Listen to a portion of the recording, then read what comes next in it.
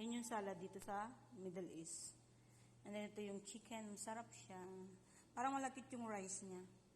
Tapos half chicken oven. And then, ito yung favorite nila.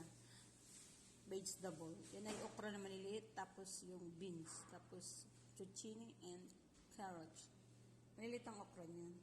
And then ito yung malpok the best. Masarap to eh. Yung kanin na parang malagkit. Binalot sa dahon ng repolyo. Ang tawag nila dyan is malpok. Yan lang. Ang dinner nila ngayon kasi mamadali na. Yala-yalasura na daw. O, diba? Siyempre, hindi na mawala yung sa amin. Ito, yung tira para kay Yaya, kay Inday. Kasi na yun sa amin ni Marge. Kasi yung kasama namin di pala kain. Yan lang. Tapos siguro magmagi na lang kami. Kasi manok, curry na naman yung ulam namin. Gusto ko yun, may tutong. Diba? Hindi lang sila yung masarap yung kinakain. Kami din.